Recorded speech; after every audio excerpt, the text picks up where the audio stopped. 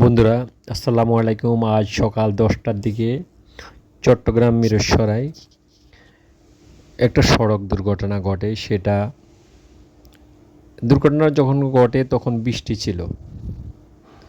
একটা গাড়ি আর একটা গাড়ি ওভারটেক করতে গিয়ে যখন দুর্ঘটনা ঘটে তখন গাড়িটা সড়ক দুর্ঘটনা হয়।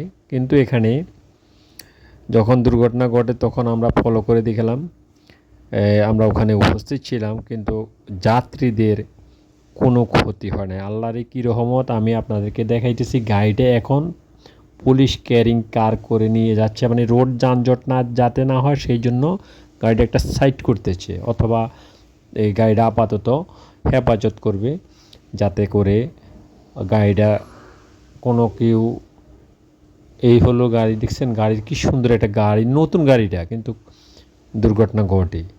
এটা অতিরিক্ত বৃষ্টি ছিল। যাই হোক, এরা এখন গাড়িটা নিয়ে যাচ্ছে অলরেডি।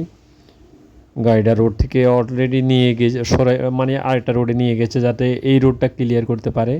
তো দেখেন, আমি দেখাইতেছি এখনই গাড়ি রোড সার্ভিসিং হয়ে যাবে। রোডটা ক্লিয়ার যেহেতু হয়ে গেছে, অন্য রোডে নিয়ে গেছে, মানে অপোজিট। এই গাড়ি চালু হলো। এতক্ষণ খুব রোডে যানজট ছিল।